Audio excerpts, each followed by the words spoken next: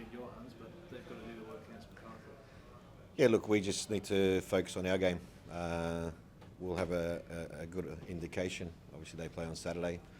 We play on Sunday, but we'll have a good indication of where we stand. But at the end of the day, we still want to perform well and have a good result against Perth leading into finals football.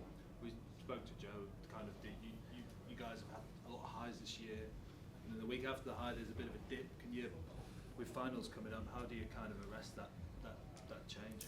Oh, look, we definitely didn't perform the way we wanted to against MacArthur, and I think the group knows that, and we discussed that this week, and we need to get back to the way we generally play, and that's be aggressive, and play our type of football and perform well and focus on the performance. And that's, I just say it's a glitch from our last game, but the group definitely know what they can produce, and they've shown that they can produce a certain style of play. You've got the Ollie Bruce boys back, Jake and Jordy. What kind of condition are they in, and are they likely to come straight back in? Yeah, good. They both come back healthy, which is important, injury-free. Jordy got some good game time. Jakey not so much. And I know with national teams, when you play in a tournament, you're not getting good sessions in between because they're trying to keep players fresh. But he's a young lad, and I think they both rocked up fine, and we'll definitely utilise them this weekend. Just generally on a wider point, you've obviously been in national team setups before. When Biddy has to juggle a team list like he did with clubs being unavailable, do you have a bit of sympathy with him as the Ollie Bruce coach? Yeah, it's always difficult, especially when these tournaments aren't played in FIFA windows. So it's always difficult to get your overseas-based players.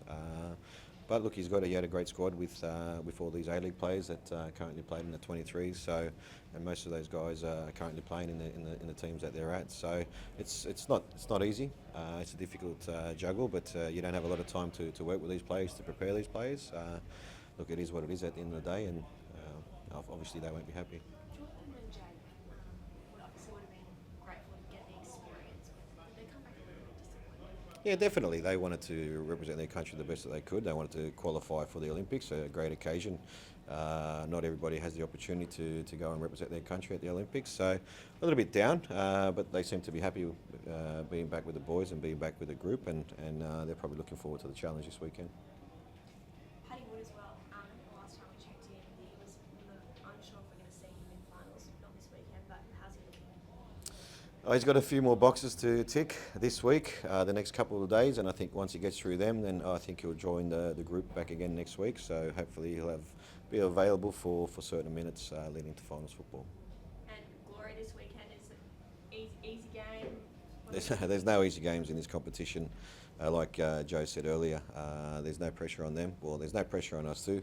I always believe pressure is what we put on ourselves, our own expectations. But they'll be playing for pride, and they'll be playing for contracts, whether that's at Perth Glory or elsewhere. So there's no easy game within this competition. And from memory, I think that the last time you guys faced off each other, there was that red card. Mm-hmm. Is that expected to sort of be turned back up again? No, not at all. I think the challenge was Jakey just trying to win the ball, and missed time challenge, which turns into a red card. But there was no malice in that challenge whatsoever. So, like I said, we just need to focus on what we need to do. We want to play well and perform well, and take that into finals football.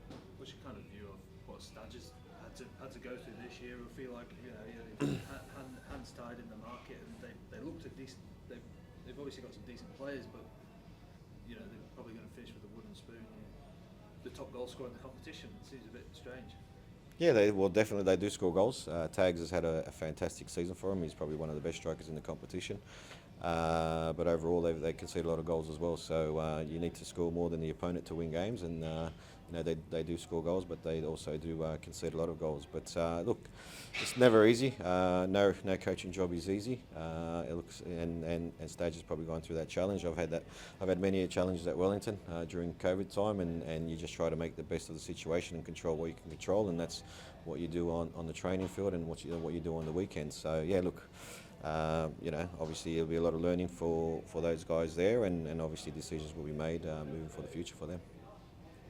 Your first season here. Now, it's coming up to the end of the regular season. How do you reflect on your time here? Yeah, I think it's been challenging. I think the boys have been great in trying to understand what we want from them. And you've seen it in games when we have done it well. We've really dominated the opposition in the way that we want to play. I think being a big club, I believe this is the right way of doing things, the right way of playing, being aggressive, dominating the opponent with and without the ball. And at times it's been a little bit up and down, maybe not inconsistent, but inconsistent in certain games. But you can definitely see the change in mentality and the way that the players think and the way that the players want to play.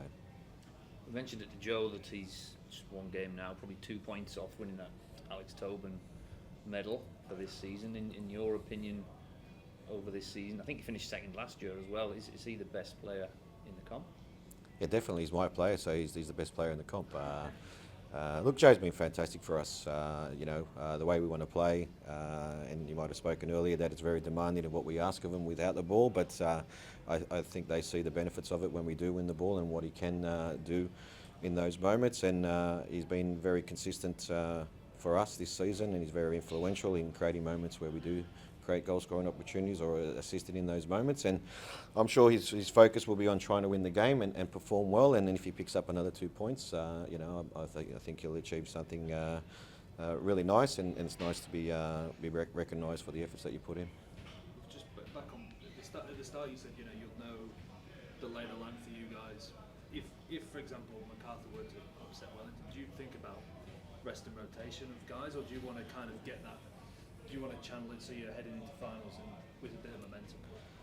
I've never been a big believer on resting players. I think one game a week, I don't think we need to rest players. I think the players need to play, and I think we need to put a team out there that we believe is going to perform well and also take that into the next game.